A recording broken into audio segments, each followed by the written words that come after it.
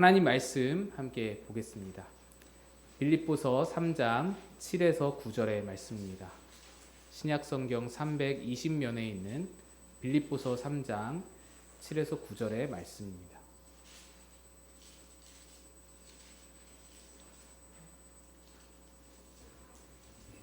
빌립보서 3장 7절로 9절의 말씀, 신약성경 320면에 있습니다. 우리 함께 합독해서 읽도록 하겠습니다. 시작. 그러나 무엇이든지 내게 유익하던 것을 내가 그리스도를 위하여 다 해로 여길 뿐더러 또한 모든 것을 해로 여김은 내 주 그리스도 예수를 아는 지식이 가장 고상하기 때문이라.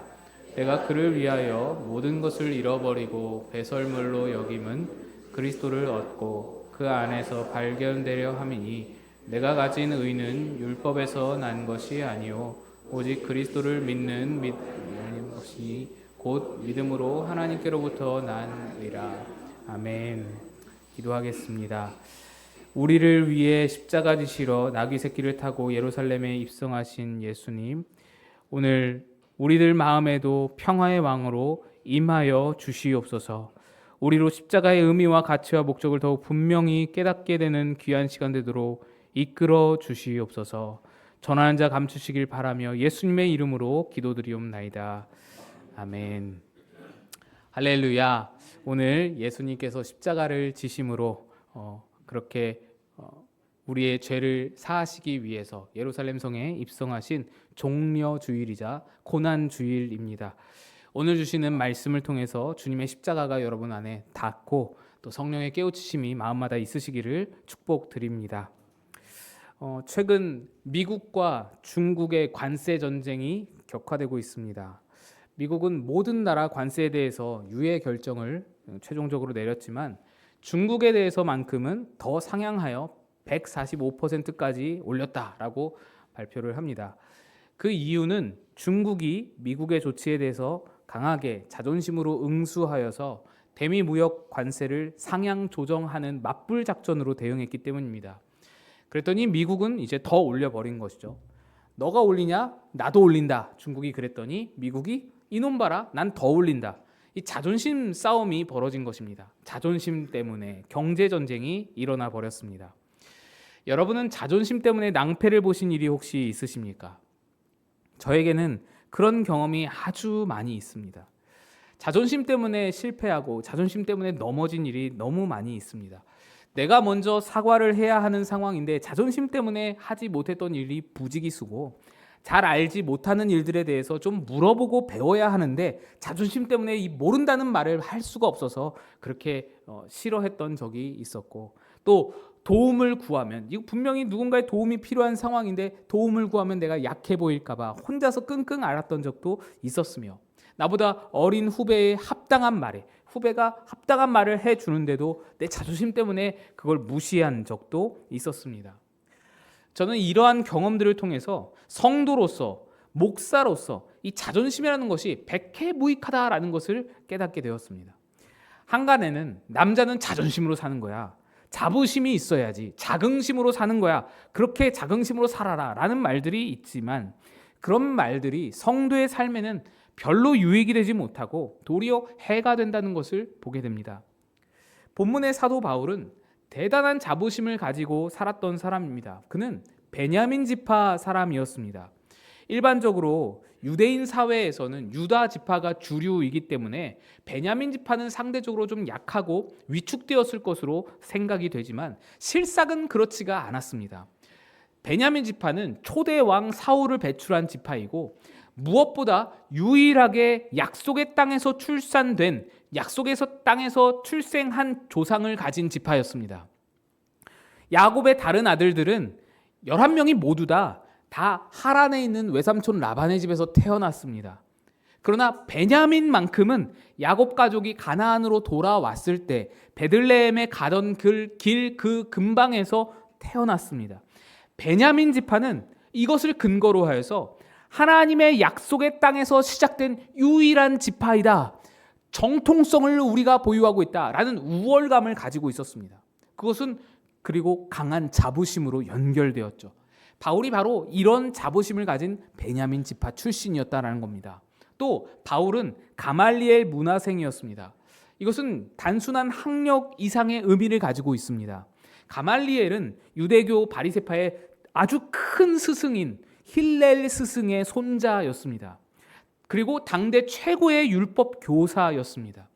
전 세계에서 유대교의 율법을 배우고자 수학하고자 한다면은 예루살렘으로 유학을 와야 했고, 그 중에서도 가말리엘 문화는 그 예루살렘 안에서도 최고 수준이라고 하는 그 최상의 교수라고 할 수 있는 그런 대단히 들어가기가 어려운 자리였습니다.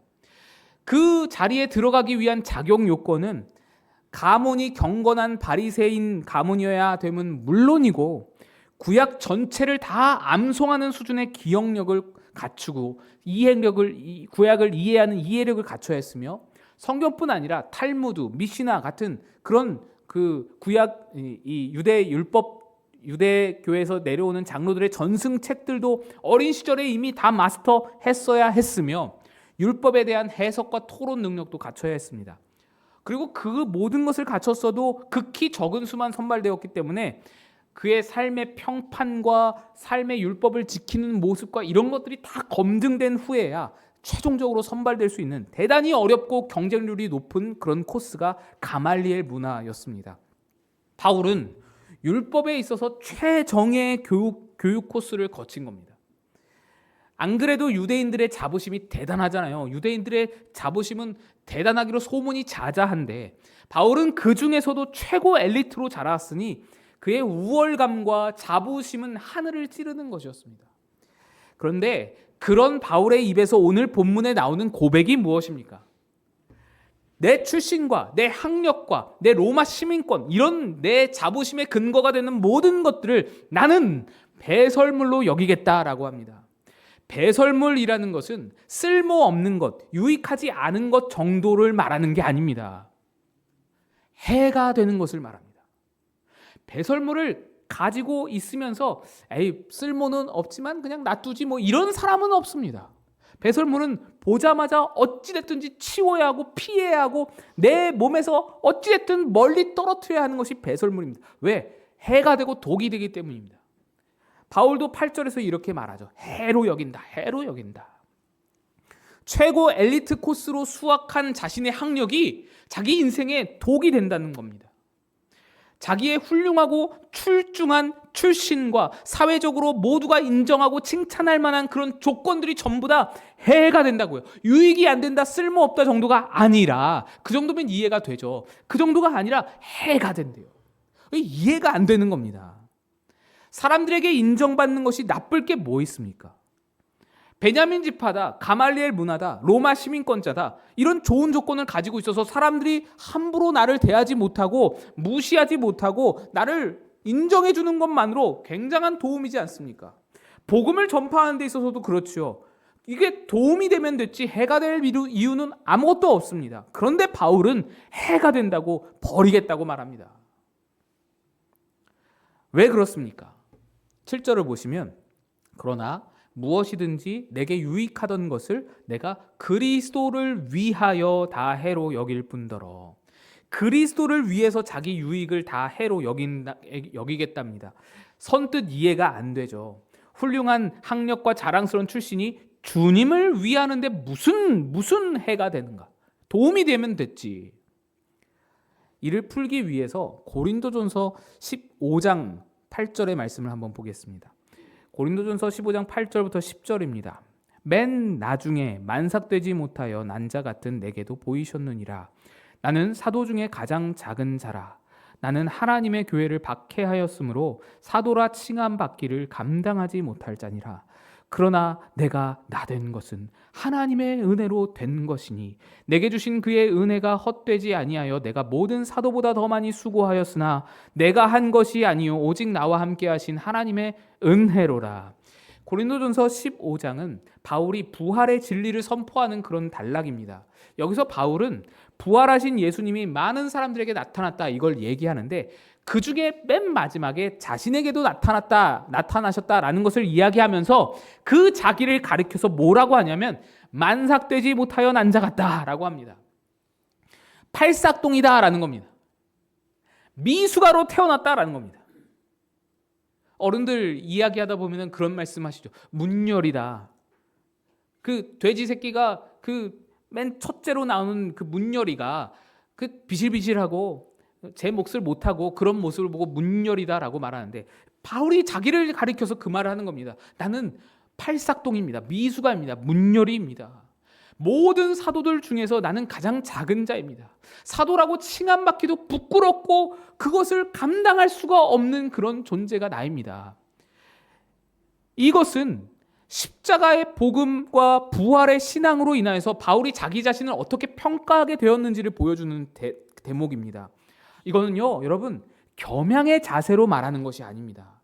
겸양을 떠는 것이 아니에요. 우리가 흔히 사회생활을 잘하기 위해서 남을 높이고 나 스스로를 낮추고 그렇게 겸손 떠는 그런 어투가 아니라는 얘기입니다. 이건 바울의 진심입니다.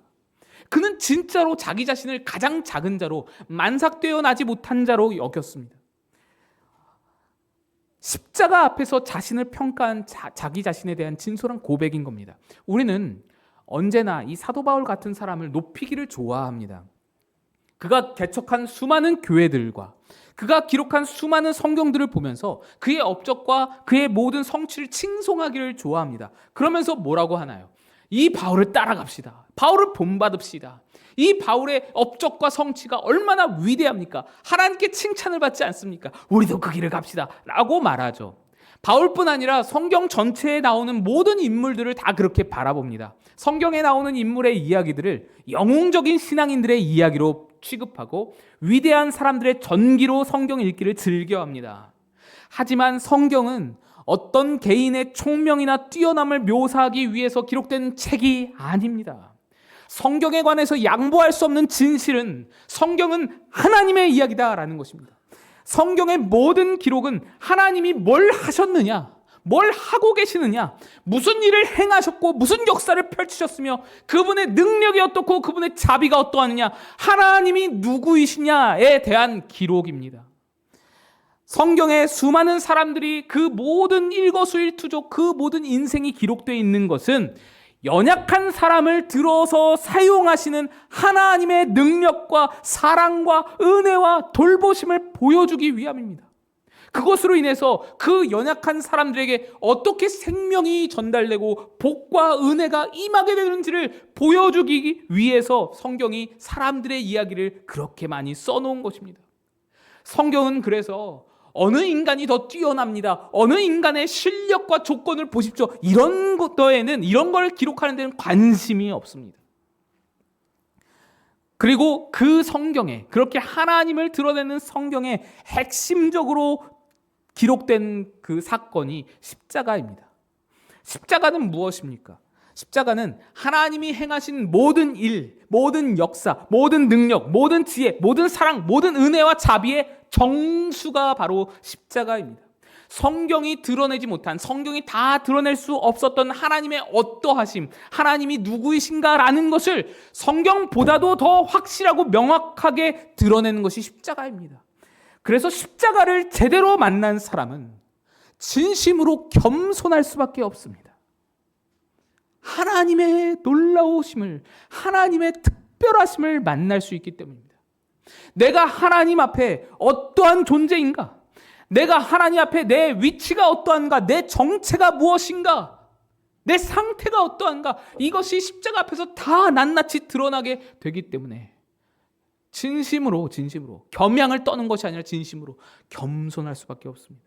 바울이 고린도 교회에게 부활을 얘기하면서 자기는 만삭되지 못한 자다, 사도 중에 가장 작은 자다, 사도라고 불리움을 감당하지 못하겠다라고 말하는 것은 겸양 떠는 게 아닙니다. 사회생활 하는 게 아닙니다. 고린도 교회는요, 잘난 사람들이 모인 곳이었습니다. 그들은 부유했고요, 어느 교회보다 부유했고요, 지식과 지혜가 아주 충만했고, 게다가 신앙적으로도 훌륭해서 은사가 넘치는 교회였습니다. 은사가 아주 뛰어난 교회였습니다. 수많은 사역자들이 그 교회를 지나쳐갔습니다. 그런데 그렇기 때문에 다른 교회보다 훨씬 더 문제가 많았습니다. 바울의 꾸지람이 어떤 서신보다 압도적으로 고린도서에 많은 이유가 그것입니다.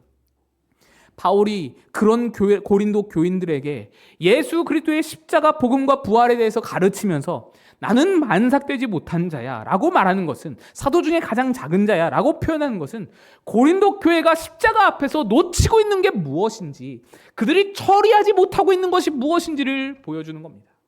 십자가 앞에 서면 이렇게 되는 거야. 십자가 앞에 서면 겸손이 나오지 않을 수 없는 거야. 이걸 말해주는 거라고. 너희들은 그런데 십자가 앞에 서서 그걸 처리하지 못하고 있어. 그게 뭡니까?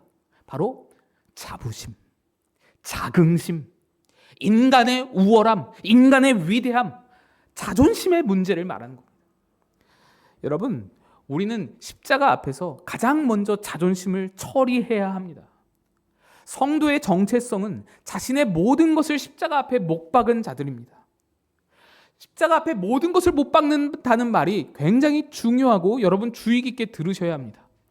죄와 악과 못된 습관과 내 나쁜 것만 못 박은 게 아닙니다. 내 자랑도, 내 잘난 것도, 우리의 좋은 것도, 우리의 선함도, 우리의 덕도 다 같이 못 박은 겁니다.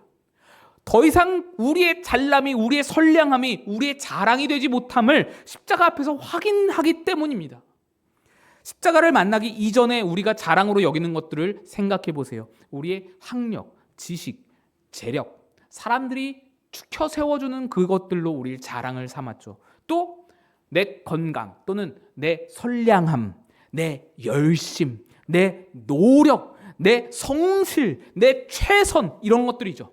난 이렇게 열심히 삽니다. 난 이렇게 최선을 다합니다. 이런 것들이 우리의 자랑이었단 말이죠. 그러나 하나님 앞에 설 때에 그런 것들이 어떻게 보입니까? 그런 것들이 하나님 앞에서도 여전히 자랑이 되고 가치가 되던가요? 하나님이 그런 것들 안에서, 그런 우리의 열심, 우리의 최선, 우리의 선량함들 가운데서 우리를 구원하실 만한 어떤 조건을 발견하셨답니까? 그렇지 않지 않습니까? 우리 그걸 다 알지 않습니까? 우리 안에서는 하나님이 쓰실 만한 것이 아무것도 없었습니다. 우리에게는 그 어디에도 선한 것이 없는 겁니다. 우리의 죄나 우리의 잘못만 하나님 앞에서 문제가 되는 것이 아니라 우리의 좋은 것들, 우리의 잘한 것들도 하나님 앞에서 가치가 되지 못했다고. 그걸로 구원을 얻지 못합니다. 어떤 공로도 어떤 선행도 우리를 구원하지 못한다고요. 그런 가운데, 그런 상태에 빠진 우리가 십자가 앞에서 하나님이 우리와 하나님 사이에 세우신 그 십자가로 말미암아 놀라운 일을 경험하게 되었습니다. 그 십자가로부터 우리에게 주어지는 하해와 같은 놀라운 은혜가 우리를 덮었습니다. 하나님 앞에 내놓을 것이 없던 우리 인생이 이제는 그 은혜로 말미암아 무언가 내놓을 것이 생기게 되었습니다. 이게 중요합니다. 하나님 앞에서 할 말이 없었습니다. 뭘 말하겠어요? 하나님이 아무것도 내 안에서 가치를 발견하지 못하시는데 내가 할 말이 없죠. 하나님 앞에 할 말이 없던 우리가 예수의 은혜로, 십자가의 은혜로 말미암아 할 말이 생겼습니다. 저 예수님과 묶였어요. 저 십자가의 은혜를 받았어요. 십자가로 말미암아 예수님이 나를 묶어주셨어요. 이 말 한마디를 하나님 앞에서 할 수 있게 되었다라는 겁니다. 십자가 앞에서 우리는 우리의 생명이, 우리의 실존 자체가 오직 하나님의 은혜를 근거로 존재함을 보게 되는 겁니다. 내게 있는 어떤 자랑을 내놓아도 나는 본질상 진노의 자녀로 소멸될 수밖에 없는 우리였는데 지금 여기에 존재한다는 것 그 자체로 하나님의 은혜의 강력함을 보이는 겁니다. 하나님의 은혜가 나를 존재케 하고 내 정체성을 시작하여 주셔서 내가 지금 여기에 소멸되지 않고 존재한다. 그래서 바울은 나의 나된 것이 다 하나님의 은혜로 된 것이다 라고 고백합니다. 이것은요, 그냥 우리가 그냥 피상적으로 그냥 습관적으로 하는 그런 말이 절대로 아닙니다. 내 모든 근거가 하나님의 은혜로부터 시작되었다라는 것을 말하는 겁니다. 나의 존재하는 모든 그 시작점이 하나님의 은혜로부터 되었다. 내가 모든 사고보다 더 수고했다. 내가 안다. 내가 그렇게 수고한 것을 너희도 알 것이다. 그러나 이건 내가 한 것이 아니다. 오직 하나님의 은혜로 된 것이다. 무슨 말인가요? 내 모든 수고의 근거, 거기에 주어진 내 존재, 내 모든 힘, 에너지, 내 모든 살아온 길, 이 모든 것이 다 하나님의 은혜에 근거했기 때문에 내가 수고했으나 그 수고는 내 것이 아니다. 하나님이 은혜로 된 것이다. 나 자신을 이루고 있는 모든 것, 내가 살아온 길, 내가 살아온 삶, 내가 행한 일, 내가 만난 사람들, 내가 세운 교회, 내가 쓴 책, 이 모든 것이 나의 어떠함으로 인함이 아닌 오직 하나님의 은혜를 근거로 하여 있게 된 것이다. 이 고백을 하는 것입니다. 그러니까 여러분, 성도는 겸손할 수밖에 없습니다. 자존심 부릴 수 없습니다. 이게 한 번에 되지는 못하더라도 점점 더 그렇게 되어 가야 하는 것입니다. 십자가를 경험했다면, 십자가 앞에 섰다면 우리는 더 이상 나 자신의 어떠함을 근거로 자랑하는 자들이 아닙니다. 더 이상 내 어떠함이 우리의 자랑이 될 수가 없습니다. 이 말은 아무런 자긍심도 가지고 살지 마세요. 아무런 자부심도 없이 사세요라는 얘기가 아닙니다. 우리의 자부심의 중심이 바뀐 것입니다. 내가 누구인가? 나 이런 사람이야. 이런 것을 근거로 하던 자부심에서 내 안에 계신 하나님이 누구신가? 내 안에 계신 하나님이 이런 분이야 라는 것을 근거로 하는 자부심으로 바뀐 것입니다. 중심이 바뀐 겁니다. 나는 이런 사람이야. 나 누군지 알아? 내가 이런 사람이야 라는 것을 주장하던 삶에서 내 안에 하나님은 이런 분이셔 라는 것을 주장하는 것으로 우리의 주제가 바뀐 것입니다. 우리의 중심이, 우리의 자랑이 바뀐 것입니다. 그래서 성도의 삶은 참으로 신기하고 놀랍습니다. 누가 나를 무시해도 별로 화가 나지를 않습니다. 누가 나를 업신여겨도 자존심 내세우며 발끈하지를 않습니다.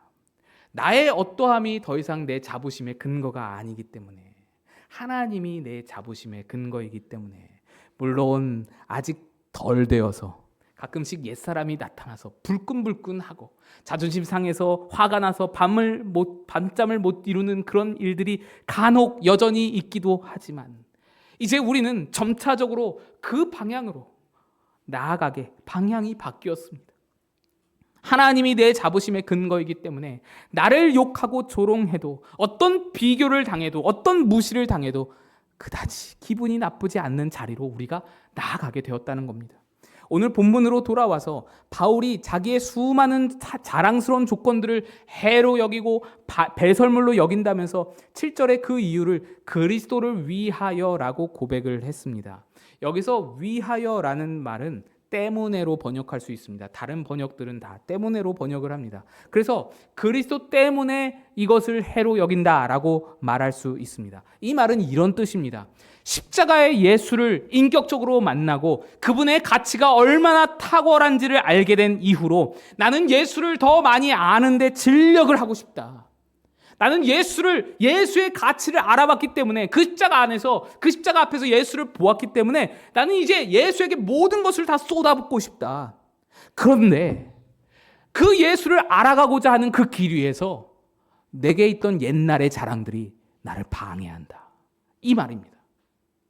8절을 읽어보시면 더 명확해집니다.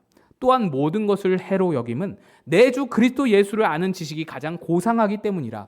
내가 그를 위하여 모든 것을 잃어버리고 배설물로 여김은 그리스도를 얻고, 그리스도를 알고 얻고 담고 그 길로 나아가고자 하는데 자꾸만 걸림돌이 되는 것이 있답니다. 뭐냐? 내 옛날 자랑들, 내 출신과 학력과 내가 자랑으로 여기던 그것들. 왜요? 왜냐하면 그 자랑들은 고난을 싫어하기 때문입니다. 이어지는 10절, 11절에 이렇게 말씀합니다. 내가 그리스도의 부활과 그리스도와 그의 부활의 권능과 그 고난에 참여함을 알고자 하여 그의 죽으심을 본받아 어떻게 해서든지 죽은 자 가운데서 부활에 이르려 하노니. 바울은 예수가 가신 길을 따라가서 부활의 영광에까지 나아가고자 합니다. 그게 그의 열망이었습니다.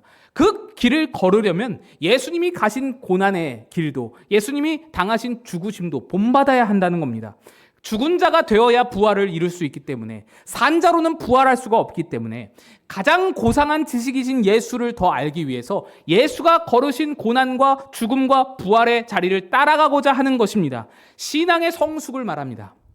신앙의 성숙, 예수를 닮는 자리까지 신앙이 성숙하기를 열망하고 갈망하는 바울의 마음을 고백하는 겁니다. 그런데 그 갈망이 있는데 그 바울이 가졌던 모든 옛날의 자랑거리들, 예전에 자신을 빛내주던 그 모든 출신과 학력과 자랑들이 자꾸만 고개를 쳐드는 거예요. 너 죽지 마. 네가 왜 죽어? 고난받지 마. 자꾸만 고개를 쳐든다는 거예요. 고난과 죽음까지도 예수가 가신 길을 따라가고자 하는데 예전에 자존심이 그 길을 용납을 못하는 거예요. 자존심이 상해서 못 간다는 겁니다. 그래서 예수를 알고 예수를 닮는데 이게 방해가 되는 거예요. 자꾸 독이 된답니다. 배설물이라는 얘기가 그래서 거기서 나오는 겁니다. 여러분, 이 배설물이 얼마나 독한지 우리 매일 겪고 있지만 배설물은 끊임없이 나옵니다. 이게 한 번에 와장창 처리가 되지를 않습니다. 생기고 또 생깁니다. 인간이 참 얼마나 괘씸한지요. 하나님 앞에 자랑할 것이 없는 인생들을 십자가 앞에서 하나님이 은혜로 건져주시고 그렇게 아무것도 내세울 것 없는 자임을 스스로 확인시켜 주시고 신앙생활을 시작하게 하셨습니다. 그 신앙의 은혜의 자리에 우리를 세워주셨습니다. 그런데 그렇게 은혜로 시작한 신앙생활 가운데서 우리는 그 은혜를 갖다가 뭐에다 자꾸 쓰냐면 나를 자랑하는 데 씁니다. 신앙생활을 하면서도 예배를 드리면서도 교회 생활을 하면서도 봉사를 하면서도 자꾸만 하나님이 내게 허락하신 이 은혜의 자리를 가지고 이 은혜를 자꾸만 나를 드러내는 데 쓰려고 합니다. 이게 참으로 괘씸한 일이죠.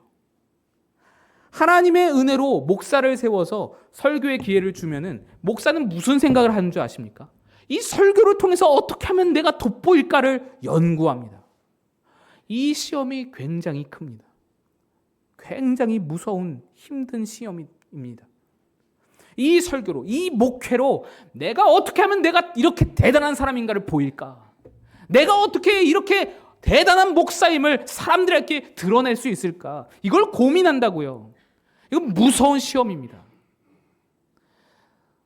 우리에게 기도와 찬양과 봉사의 자리를 맡기면 어떻습니까? 이 기도, 이 찬양, 이 봉사의 자리를 가지고 어떻게 내가 거창하게 이걸 해내가지고 이걸 어떻게 나를 돋보이는 데 쓸까? 이걸 우리 마음에 은근히 생각한다는 것입니다. 어떻게 이걸로 다른 사람에게 확 은혜를 줘서 눈물을 쏙 빠지게 해서 내 찬양과 기도로 저 인간을 어떻게 회복시키고 회개시키고 저 인간을 어떻게 변화시킬까? 이런 것에 우리가 집중한다는 것입니다. 여러분, 변화와 은혜와 회복 같은 것은 내가 주는 게 아닙니다. 내가 할 수 있는 게 아닙니다. 하나님이 주시는 겁니다. 우리의 기도나 찬양이나 봉사 그 모든 것은 그냥 하나님이 받으시면 그만입니다. 하나님께 드리면 그만입니다. 나머지 일은 하나님이 하시는 겁니다. 그것들로 우리의 자랑이나 우리의 치장하는 데 쓸 수가 없는 것입니다. 고린도전서 2장에 보시면 이런 말씀이 있습니다. 형제들아, 내가 너희에게 나아가 하나님의 증거를 전할 때에 말과 지혜의 아름다운 것으로 아니했다.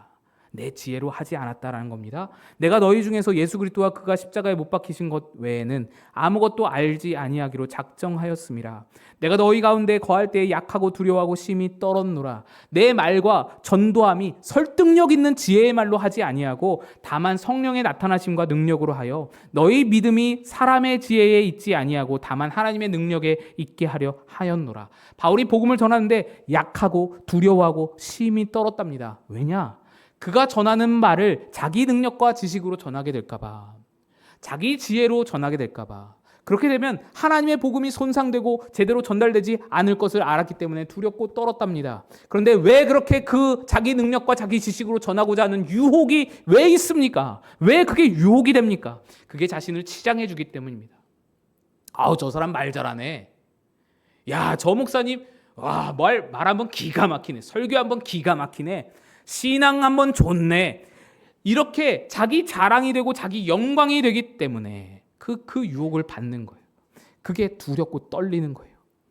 기도나 찬양뿐 아니라 모든 우리의 신앙생활 속에서 우리는 이 싸움을 해야 합니다. 기도나 찬양이나 봉사 같은 어떤 신앙생활을 통해서도 내가 얼마나 신앙이 좋은 사람인가 이것으로 증명하는 대로 이것을 갖다가 써서는 안 되는 것입니다. 그렇게 되면 하나님을 끌어다가 자기 치장의 도구를 삼는 겁니다. 이것에 대해서 우리는 두려워하고 심히 떨 줄 알아야 합니다. 이제 우리는 나의 특별함이 아닙니다. 나의 특별함을 자랑하는 자가 아닙니다. 하나님의 특별함을 보이는 자가 되어야 하는 겁니다. 이게 우리가 설 자리이고 우리가 싸울 싸움인 것입니다. 바울도 우리와 똑같았습니다. 오늘 읽으신 본문 뒤에 바울이 이렇게 고백합니다. 빌립보서 3장 12에서 14절인데요. 내가 이미 얻었다 함도 아니요 온전히 이루었다 함도 아니라 오직 내가 그리스도 예수께 잡힌 바 된 그것을 잡으려고 달려가노라. 형제들아 나는 아직 내가 잡은 줄로 여기지 아니하고 오직 한 일, 즉 뒤에 있는 것은 잊어버리고 앞에 있는 것을 잡으려고 표대를 향하여 그리스도 예수 안에서 하나님이 위에서 부르신 부름의 상을 위하여 달려가노라. 바울도 예수를 온전히 닮은 자리, 하나님으로 자부심 삼고 그것으로 온전히 그렇게 나아가는 자리까지 아직 가지 못했음을 고백합니다. 거기까지 이르지 못했답니다. 잡은 바로 여기지 못한답니다. 여전히 자기를 자랑하려는 마음, 자기 자존심 속에 있는 것입니다. 하지만 뒤에 있는 것은 잊어버리고 과거에 내가 실수한 일들, 내가 자존심 세우려고 발끈했던 일들, 신앙적인 활동들로 나를 돋보이려고 했던 그 모든 일들은 다 뒤의 것은 다 잊어버리고 앞에 있는 것, 예수의 십자가로 나를 덮어주시는 놀라운 은혜, 예수님이 십자가 위에서 보여주신 믿음의 본, 그것을 잡으려고 달려간답니다. 이 다름질에는 완주가 없습니다. 완성이 없는 겁니다. 끊임없이 내 평생을 달려가겠다는 고백입니다. 달리고 달리다가 자존심이 또 일어납니다. 그러면 어떻게 해요? 배설물로 여기고 버린답니다. 또 내 자랑하고 싶은 마음, 나를 돋보이고 싶은 마음이 일어납니다. 그러면 또 배설물로 여기고 그걸 버린답니다. 버리고 또 버리면서 계속해서 앞만 보고 달려가는 겁니다. 왜요? 다 배설물이니까. 배설물은 나한테 독이 될 수밖에 없고 달리기에 백해무익하니까 아무 도움이 안 되니까. 바울은 그래서 평생 동안 십자가만 바라보면서, 표대만 바라보면서 자기 자랑과 자존심 이거를 내다버리는 그것으로 자기 평생 달려가는 길을 삼은 것입니다. 우리는 십자가 앞에서 모든 것을 새롭게 시작한 자들입니다. 십자가 앞에서 내 자랑들이 배설물로 바뀌었고 십자가 앞에서 하나님께 아무것도 내놓을 것이 없던 인생이 풍성한 열매를 갖게 되었습니다. 이제 우리가 부를 노래의 제목은 나의 특별함이 아닙니다. 나의 자부심이 아닙니다. 우리 중년 이상의 남성분들 좋아하시는 노래 중에 이런 노래가 있죠. And did it my way. 다 아시죠? 네. 이런 노래는 이제 더 이상 우리가 좋아할 노래가 못 됩니다. 자기 자부심을 노래하는 노래. 내가 여러 가지 실패와 실수가 있었지만 그런데도 내 삶은 이렇게 멋졌습니다. 내 삶을 이렇게 살아왔습니다. 나는 이런 삶을 살았습니다. 이게 내 자부심입니다. 이런 거는 우리의 노래가 될 수가 없다고요. 십자가 앞에 서 보면 내가 자랑으로 여기던 것들이 얼마나 헛되며 무가치하며 하나님의 베푸신 은혜가 얼마나 고상하고 가치 있는지를 보게 됩니다. 배설물은 버리고 이 고상한 가치를 잡기 위해 달려가는 것이 우리의 삶입니다. 오늘 종려주일입니다. 오늘 우리는 모두 다 십자가 앞에 서 있습니다. 이 십자가 앞에서 하나님만이 여러분의 자부심이 되시기를 주님의 이름으로 축복드립니다. 하나님의 특별하심을 노래할 수 있는 그런 여러분 다 되시기를 주님의 이름으로 다시 한번 축복드립니다. 같이 일어나서 찬양하겠습니다.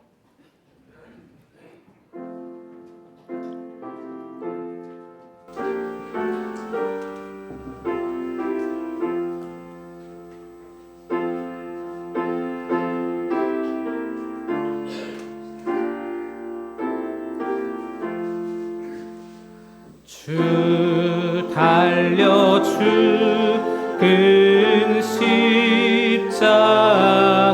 십자가 우리가 생각할 때에 세상에 속한 욕심을 헛된 줄 알고 버리네. 죽으신 분 주밖에는 사랑 하소서. 보혈의 공로 힘입어 교만한 마음을 버리네. 못 박힌 손 밟으니 큰 자비 나타내셨네.